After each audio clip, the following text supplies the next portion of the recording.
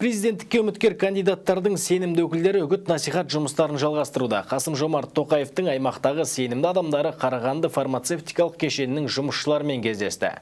Жиында кандидаттың сайлауалды бағдарламасы таныстырылып, президент сайлауына белсенді атсалысуға шақырды. Мұндағы жұмысшылар болса, инвестициялық жобаларды қолдау шарасы жалғаса берсе деген тілек білдірді. Қазіргі президенттің сенімді өкілдері кандидат ұсынған бағдарламада барлық келісімдер мен жобалар, мемлекеттік бағдарламаларды іске асыру жалғасын табатыны жайында айтылғандығын мәлімдеді. Сол себепті де таңдау жасау үшін азаматтық борышқа жауапкершілікпен қарау керектігін айтты. Коллектив в основном интересовало, будет ли... Еңбек ұжымдарын біздің басты стратегиялық серіктестігіміз саналатын Ресей Федерациясымен экономикалық сабақтастық жалғасын таба ма деген сұрақ толғандырады. Біз Қасым-Жомарт Кемелұлының сайлауалды бағдарламасында бұл жайында айтылатындығын жеткіздік. Және Ресей ғана емес, Қытай, ақш басқа да алыс жақын шет елдермен орнатылған саяси экономикалық байланыс сақталып қана қоймай, одан әрі арта түсетіндігін түсіндірдік. Еңбек қауіпсіздігін сақтай отырып, өнімділікті арттыру бүгінгі күннің басты талабы. Қазір әрбір кәсіпорын қолмен істелетін жұмысты роботты технологияға көшіретін уақыт жетті. Сонда ғана өндірісте болатын жазатайым жағдайлар азайып, қауіпсіздік артады. Қазақстан Республикасының президенттігіне кандидат Амангелді Таспиховтың сенімді өкілдері Батыс Қазақстан облысындағы сайлаушылармен кездесуінде еліміздегі еңбек өнімділігі мен қауіпсіздік туралы істеліп жатқан жұмыстарға тоқталды. Осындай проблемалардың алдын алу үшін жан-жақты заң қабылдау, жұмыс берушілердің талап қою мәселелері осы кандидаттың бағдарламасында бірінші кезекте тұрған мәселелер.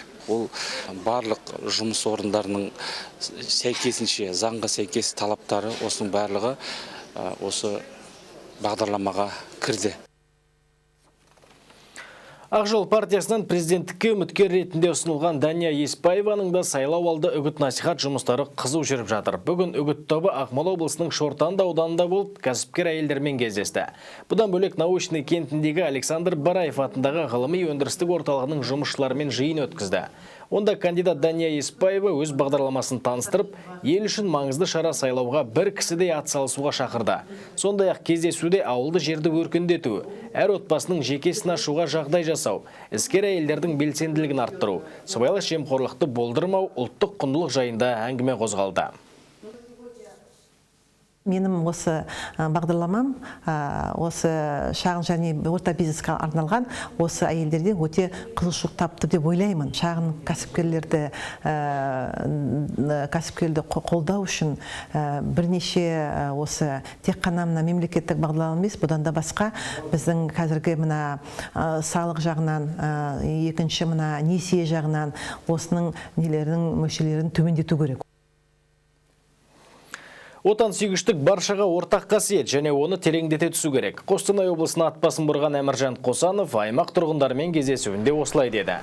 Ұлт тағдыры қоғамдық қозғалысының атынан президенттік сайлауға түскен оның ойынша, солтүстік өңірдегі жұртшылық қазақы құндылықтан жырақ деген жансақ пікір. Кандидаттың аталмыш аймаққа келіп, үгіт-насихат жүргізуі де сондықтан екен. Солтүстік өңірде ұлттық құндылықтар, қазақ тілі туралы мәселелер белгілі бір дәрежеде дұрыс қабылданып жатқан жоқ деген, о жаққа барудың керегі жоқ деген бір әңгіме бар. Біз керісінше сол ағайындарға келіп, оның ішінде ана тілін білмейтін қазақтар да бар, оның ішінде басқа ұлт өкілдері бар, сол құндылықтарды айтып, сол тілде жеткізіп жатырмыз. Жастар саясатын нықтап қолға алу керек, әсіресе білім беру, тұрғын үй, жұмысқа орналасу және тәлім-тәрбиеге қатысты мәселелерге бейжай қарауға болмайды. Төлеутай Рахымбеков бағдарламасындағы дәл осы тетіктер бүгін Алматы облысында кеңінен талқыланды. Тіпті жергілікті жастар арнайы флешмоб ұйымдастырып үміткерге ерекше қолдау танытты. Президенттікке үміткер Рахымбеков өз бағдарламасында жастар мәселесіне ерекше көңіл бөлген. Оның ішінде бай рухани мұрамызды сақтап, жас ұрпақтың санасына сіңдіру жолдарын ұсынады. Әйтпесе қазіргі жаһандану дәуірінде жас толқынның жат мәдениетке жұтылып кету қаупі бар дейді. Акция аясында Төлеутай Рахымбековтың өңірлік штабының өкілдері үміткердің бағдарламасын қала тұрғындарына таратып, оның негізгі тетіктерін түсіндірді. Әсіресе дәл осы жастар саясатына қатысты бағыттар қызу талқыланды.